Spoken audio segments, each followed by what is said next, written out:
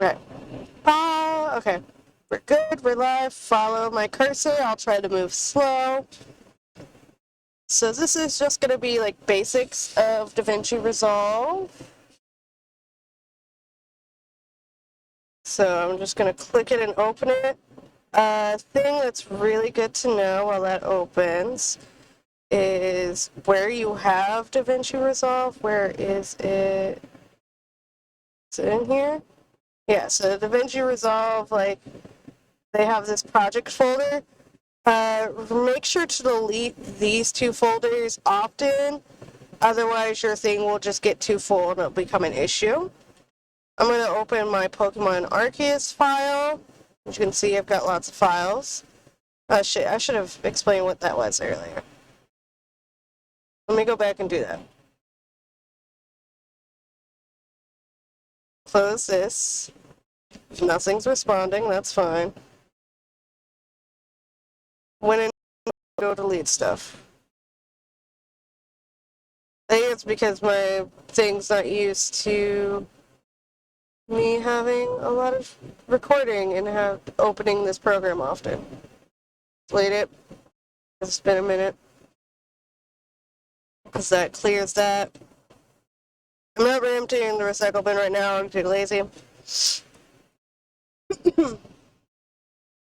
Because, like, I use this program often enough, and I started off with, like, Windows Movie Maker back on, like, the 97, 94, whatever, PCs, the really big ones, because I used to make AMVs with my sister.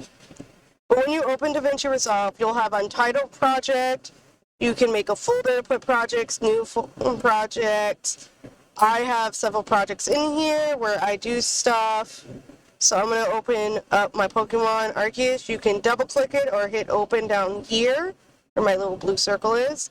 I'm going to open up Arceus because I am supposed to be here, which is too loud. I'm recording this from my car.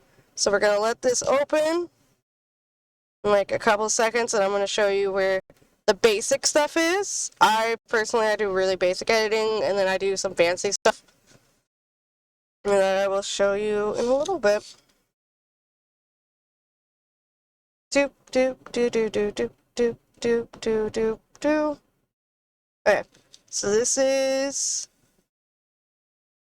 where we are. So this is my end screen.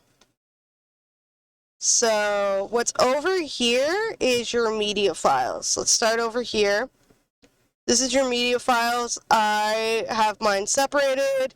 You can add media by going, you can make a new bin, which is basically something like this, and label it whatever. I personally do not need it, so I'm having trouble reading. Okay, yeah. I wanted to delete the bin. Oh, shoot, that's not what I wanted. Okay. That is not what I wanted. Okay, I just undid the bin. That's fine. But yeah, so I have this one where I keep all my in cards, because I have several different in cards. It's pretty much this, but different. I have images, and then I have like some overlay images, and I have them labeled. My master, I like to just keep my timelines in here, and my main file. If you need to input a file, you'll go to import media, and then you can just select whatever you need. I'm just going to grab my emote face, and it'll pop right up there, and I'll just plop that in the overlay. So if you ever open something in the wrong spot, you can just drag and drop it. Now over here is our timeline. We'll go to timeline 11 because I ain't done shit over here. So in your timeline, you have these options. You can loop. This will skip to like the next cut. So if I go back, it'll take me to the previous cut.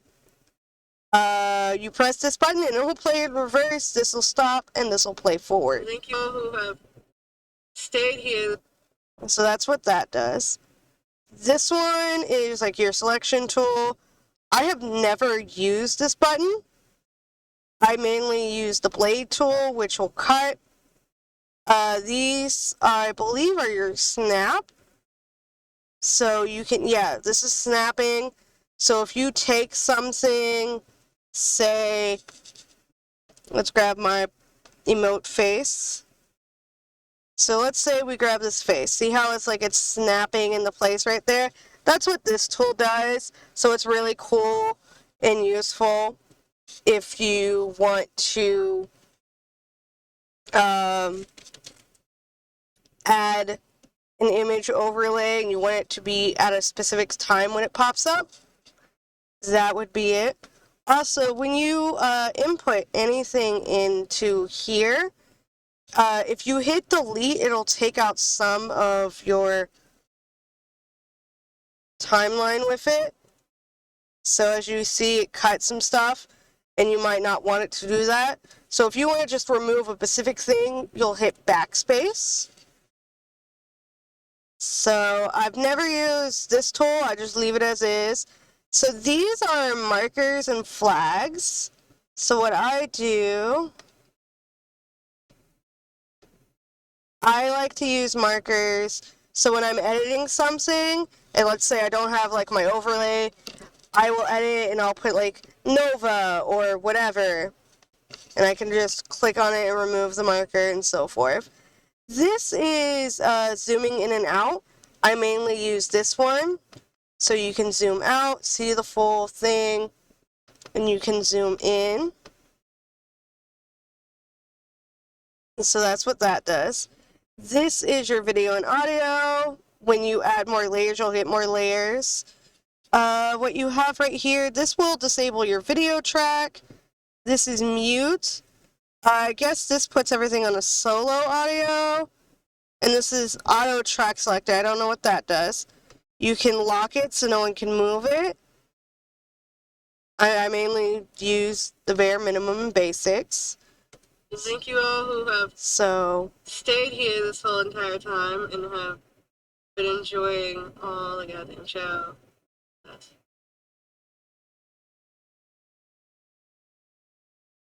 So,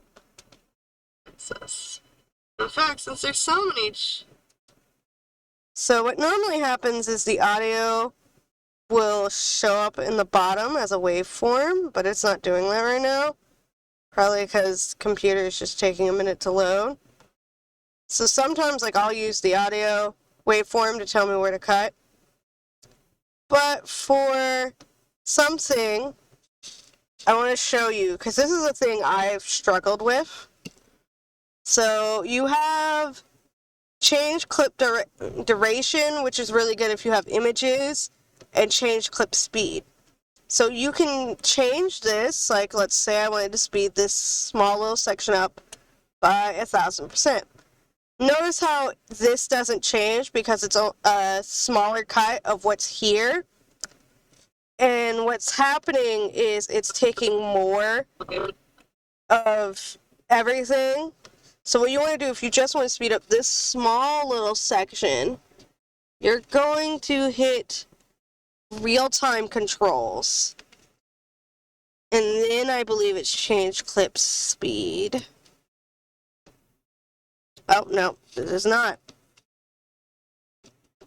Real-time controls. What is it now?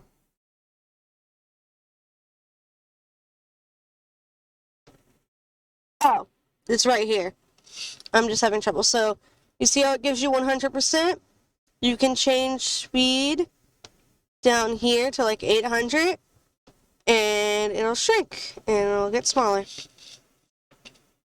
So, let's, for like a little section you can see, let's do 400.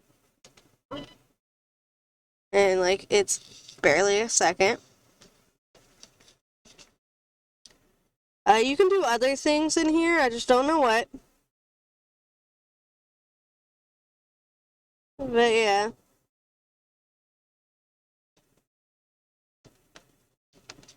Boo boo boo. You can turn that off and on, but that's really helpful. Oh, look! The length space. So because this video I'm high in, and you hit delete, and so if you're deleting and you have like a blank space now because you're deleting like blank audio space like I am, you want to cut where you want to cut, beginning and forward, and press delete, and it'll automatically move everything. And it's not just everything on video 1. If you have anything on video 2, it will also move up with you. So that's great. And let's go ahead and show you some other little basic things.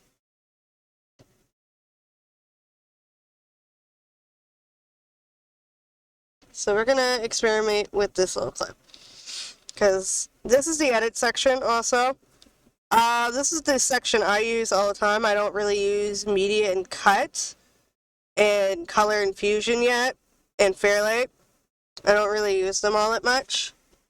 But over here, you're gonna have other things like video, audio, and effects and such.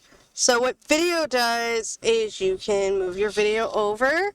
I'm going to show you with this picture of Nova. This is my cat, my beautiful child. So you can zoom into a picture. You can also unclick that, I think, and make it where it's not even. I just keep everything even. You can change your position. So X goes sideways, Y goes up and down. You can rotate. Anchor point just changes where the point of the image is. And you can change it either way. I don't know. Oh, so this is, you can change that. And I'm going to show you how you can play with that in a little bit. You can flip an image up and down. You can crop an image if need be. So you can crop left, right, top, and bottom. Oh. And then you have softness, which I guess, you can make your image really soft. I've actually never played with that before. You have dynamic zoom, which I've never used, and composite, so you can change how it overlays, which is kind of like an effect. I have honestly never used this. You also have speed change, stabilization, all this. I've honestly never used it. But fun fact, let's say you want to start out with your image really, really tiny. If you hit any of these buttons, so hit these buttons and this can make a keyframe. And let's say you want to go over and you want to zoom and move the cute boy over. And let's say, okay, not that. Rotate him. And you can go over here and rotate him some more. And zoom out again. So we can press play. And as you can see, it'll automatically do that. So you can animate and overlay images and things over a image, which is really fun. So that's a fun thing you can do. We're gonna backspace. Mixer. Mixer is nice because you can, if you have more than one like audio track or like 3 or 4, all your audio tracks will come over here. So instead of clicking on each clip and going to audio and editing it down, you can do a mass audio level. So you can make it softer, quieter, whatever.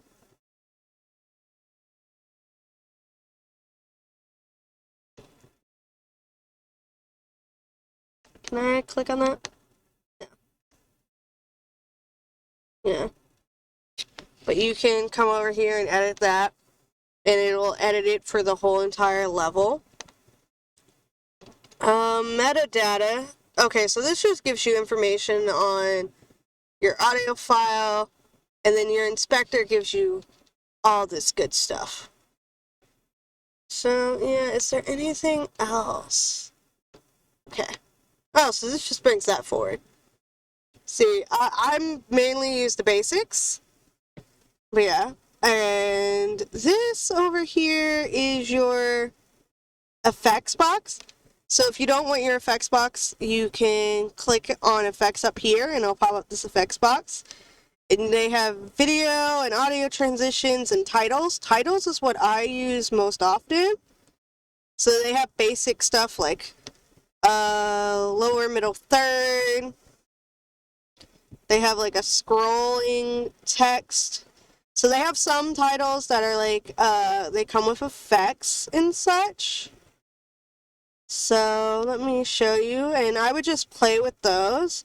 The main ones I use are like this and this. So let me show you basic title. Okay, and you can't see it, but let's type hello. And you can come over here and you can change like the color. You can change the font. Let's use my Sonic font. You can change the size of your thing. I don't know what tracking does. Okay, so tracking, you can change your letter spacing. And I believe you can animate this as well, but I'm not sure. I've never really done it before. This is line spacing, which will be like so. This is line spacing. And just a heads up, this does not have wrapping, so as you can see, it gets cut off.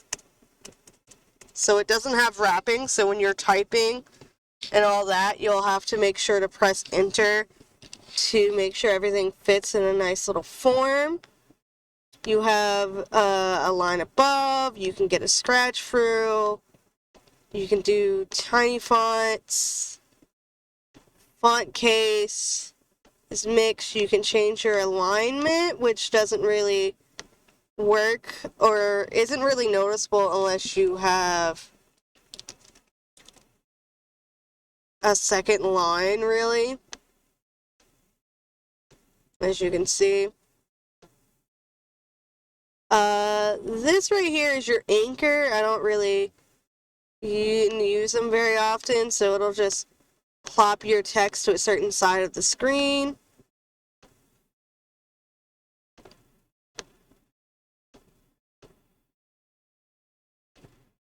But what I do to position my text is you can come over here and just change your position.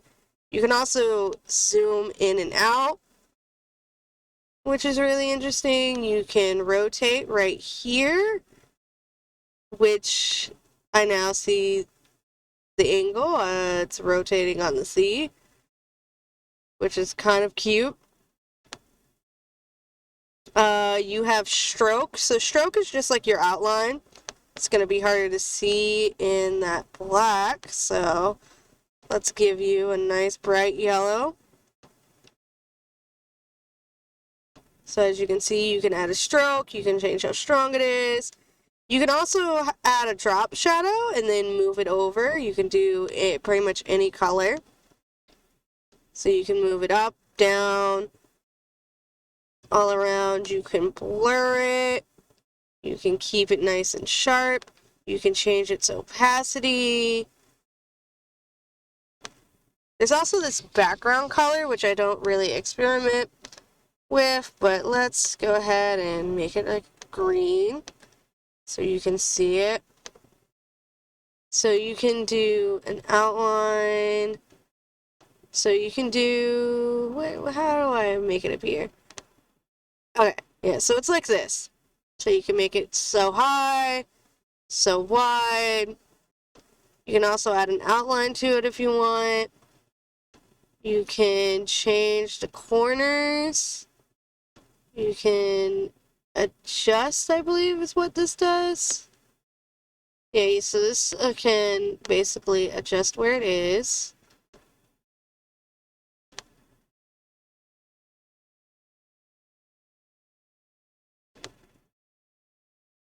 And this right here will change the opacity of it. And it's got all these little knobs right here. So those knobs just mean you can animate it. So you can animate where everything's located at.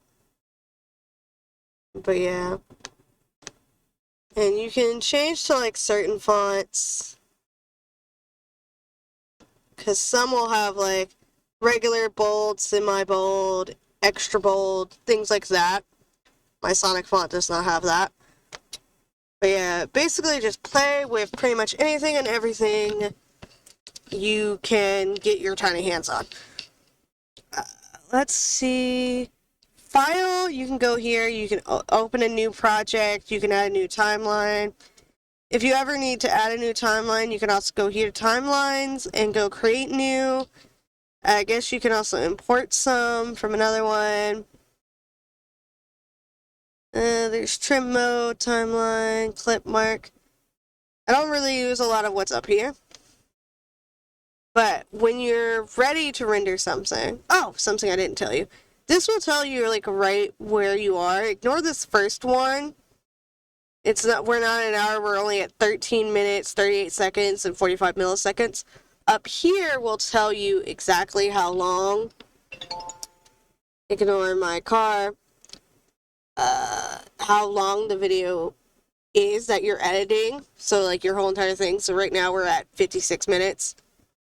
Not really what I want to be at, but we delete that and it went down a little bit. But over here in deliver is where you render stuff. You can have a custom setting, and it's also got presets. There's also like a render audio only. What I tend to use, I use YouTube, and you press browse, and you can save it as blah, blah, blah, blah, blah. So let me do that, blah. Save it in whatever folder you want. Everything's from here saving into the LP folder. But it'll give you like your frame size, your frame rate, your video format, MP4 versus QuickTime, your video codec. 264 was like the golden rule at the college I went to. Feel free. Data busted, I don't know what any of that means. But when you do render, uncheck these things, like show timecode toolbar and show marker overlays, and then updates during renders, just turn that off, because if you don't, it's just going to slow down your computer like mad. You can also come over here and like just pick to edit things. Chapters from markers, I don't really know what that means because I've never really done that, but yeah.